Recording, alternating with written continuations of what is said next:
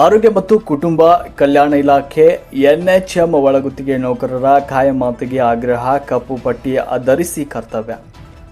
ಆರೋಗ್ಯ ಮತ್ತು ಕುಟುಂಬ ಇಲಾಖೆಯ ಎನ್ಎಚ್ಎಂ ಒಳಗುತ್ತಿಗೆ ನೌಕರರ ಖಾಯಮಾತಿಗೆ ಒತ್ತಾಯಿಸಿ ಪ್ರತಿಭಟನೆ ಆರಂಭಿಸಿದ್ದಾರೆ. ಕಾಯಂ ಮಾಡುವುದಾಗಿ ಕಾಂಗ್ರೆಸ್ ಸರ್ಕಾರ ತನ್ನ ಚುನಾವಣಾ ಪ್ರಣಾಳಿಕೆಯಲ್ಲಿ ಘೋಷಣೆ ಮಾಡಿತ್ತು. ಸರ್ಕಾರ ಅಧಿಕಾರಕ್ಕೆ ಬಂದು 1 ವರ್ಷವಾದರೂ ಕೂಡ ಕಾಯಂ ಮಾಡುವ ಕೆಲಸವಾಗಿಲ್ಲ. ಸುಮಾರು 20 ವರ್ಷಗಳಿಂದ ಕರ್ತವ್ಯ ನಿರ್ವಹಿಸ್ತಾ ಇರುವ ನೌಕರರ ಕಾಯಂಗೊಳಿಸುವುದು ಬಹಳ ದಿನಗಳ ಬೇಡಿಕೆಯಾಗಿದೆ. ಯಾವುದೇ ಸರ್ಕಾರ ಬಂದರೂ ಕೇವಲ ಭರವಸೆಗಳಾಗಿ ಉಳಿದಿದೆ. ಹೀಗಾಗಿ ಪ್ರಣಾಳಿಕೆಯಲ್ಲಿ ಘೋಷಣೆ ಮಾಡಿದ ಕಾಂಗ್ರೆಸ್ ನುಡಿದಂತೆ ನಡೆಯುವಂತೆ ನೌಕರರು ಆಗ್ರಹಿಸಿದ್ದಾರೆ. ಕಾಯಮಾತಿಗೆ ಆಗ್ರಹಿಸಿ ತೋಳಿಗೆ ಕಪ್ಪು ಪಟ್ಟಿಯನ್ನು ಧರಿಸಿ ಕರ್ತವ್ಯ ನಿರ್ವಹಿಸ್ತಾ ಇದ್ದಾರೆ. ಆಗಸ್ಟ್ 16ರಿಂದ 21ರವರೆಗೆ ಈ ಒಂದು ಪ್ರತಿಭಟನೆ ನಡೆಯಲಿದೆ.